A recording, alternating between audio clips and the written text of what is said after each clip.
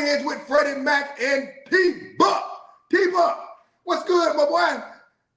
My man, I'm enjoying life. I'm down here in sunny South Florida. My neck of the At an wood. event. My neck of the wood. Hey, Yes, Buck, no neck of the jumping wood. right into this thing, what are your hot topics? Can you give them to me? What's your hot topic? Ooh, man, I got two of them, man. They fresh off the press. Fresh off the press. Jameis Winston. Ooh. Man, how about this? The first 300-yard game that he's had, obviously, the Cleveland's had in a while, and a win, and they look pretty good from Jameis Winston, who hadn't played in 2 years. How special was that?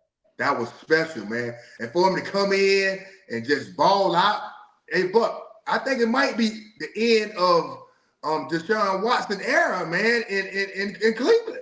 It could be. You know what Winston showed yesterday, man, when you have confidence, and we talked about this before, Fred, that would you want to have that confidence, that great attitude, or this great ability? Well, Winston is showing when you have confidence that's going to lead you and guide you, and you go out there and play freely, some good things happen, man. But yeah, he was gunslinging it, but the defense dropped 3 balls right in their hand. Hey, what they say? He's still a little wild with that thing, but hey, well, at the end of the day, you got to make the plays, right?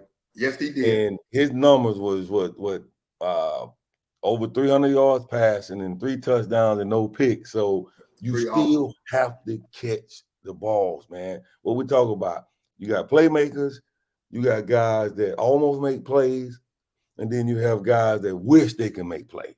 Yes. You know, what category you fit in, and Jameis is one of them guys that said, I am a playmaker. I'm going to make plays. I'm about to get out here and attack you. Especially with that defense, Buck. They got a strong defense, man. If they could just put up some points, man. Hey, listen, Deshaun Watson, when he hadn't scored over 19 points the whole year. Yes. That's tough on the defense, man. That is so tough on the defense. So I think Jameis, man, might be their future for the next couple of years. That's my take on it. Yeah, I'm happy for him. I think he did a great job, and I think that's similar. Well, that's why you don't give up on guys, right? You might make change the scenario, the scenery might change from team to team, but you just don't completely give up on somebody that obviously has some ability. Hasn't won in the league. He won quite a bit in the league. Yes. Did some great things. Yeah. All right, well, nice. So listen, moving on to my hot topic this week is the Kansas City Chiefs. Ooh, the Chiefs, man. They were 7-0, Buck. Hey, listen, Patrick Mahomes ain't playing that well. He has no picks. Then touchdowns this year. He got 9 picks to 8 touchdowns, and they still winning. Spags got them boys flying around on defense. What you just said. 12-0. What you just said, Fred, about Cleveland and playing around defense, special teams, just a total team effort. That's what you see with Kansas City. I mean, they brought back Kareem Hunt, who's rushing, and I think he's bringing some type of toughness, attitude to the offense also. And they just made a trade. Yep, they made a trade to get better. They need that trade. They really, because Kelsey, of course, to go to. They getting Pacheco back. The starting running back. He brings another dynamic to that offense. And Patrick Mahomes still hasn't caught fire yet, but it's scary. The next month, next quarter, as we call it in football, it's gonna be telling. They got the Bucks coming up, who's 4-4. They got the Broncos, who's 5-3. They got the big one is the Chiefs. The Bills, who's 6-2. Yes. Then they got 2 cupcakes, maybe. Well, ain't nothing cupcake. They got the Panthers and the Raiders that they should beat. But this next month is gonna be real telling. Can they go 12-0, Buck? I mean, by the looks at it, man, they're winning ugly. Like you said, that they're not even hot. The quarterback ain't hot. The defense is playing great. I would say I would give them a 75% chance to be 12-0 by the time this thing's over. Now, man, that's amazing, ain't it? coming off back-to-back Super Bowls, Buck. Man. And still having when your best player, the best player in the National Football League is playing subpar, ain't playing the best football. And you still winning, that's a very good sign. That's the mark of great coaches, man. I tip my hat to a few people, Andy Reid, Spagnuolo, like you mentioned, and that defense, especially that front with Chris Jones bringing that heat, man. They're doing an exceptional job. Bulldog, he a Bulldog, so you know Mississippi State Bulldog, but yes, he is. Hill State, I give you that. State. So I got one for you, Fred. We covering these hot topics. Mm-hmm. I want to jump to America's team. The Cowboys. The highest paid guy just got paid $60 million a year. Are the Cowboys done? What are the Cowboys gonna do? Can they turn this around? What's your thoughts on them? Well, they're 3-4 in a tough division. You know, Washington Commanders are leading with the Eagles. They got a tough division, so they're 3-4 right now. But you forgot now, they got like 7 starters out on defense, but couple out on offense. It's hard to win when you ain't got your best out there, man. I know they say plug and play, but you know, having that many out on defense, it ain't that easy. So, you know, the whole front's out. So can they turn it around? Yes, if those guys get healthy and get back on the field.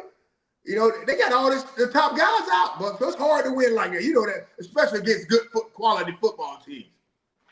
Especially with the rushers, man, and your best player, arguably the best defensive player, one of the best defensive players, Michael Parsons being out. Lawrence is out. You can't generate that pressure like you want to. So it's gonna be exciting when they come back, man, to see if they can turn this thing around, man. What do you think they can turn it around? I don't know, man. Just based on the history, even with those guys on defense, they might. You're talking about another 2 sacks a game. You're probably knocking off 40 rushing yards. But I worry about that back 7 and them making plays, right?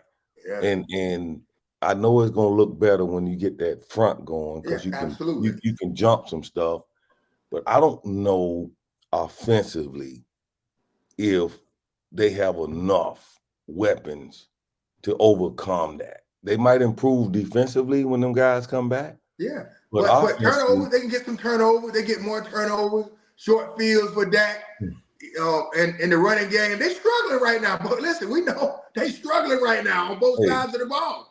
You see some of them throws, man, like I just the decision making from Dak, man, I question some of the stuff, and then some of the designs of the play calling, I second guess some of the stuff, and I don't know if they can overcome that. That remains to be seen, right? Absolutely, time will tell. Well, all right, but moving on to listen. I like to ask you this. You know, the Pittsburgh Steelers are playing well with Justin Fields. Yes. But is Russell Wilson the better option? To me, I think so. I think, listen, you can't beat experience, Buck. He's Super Bowl champ. He's been to the Super Bowl, multiple Pro Bowls, multiple All-Pros. I think it makes that team better because he's able to generate more points.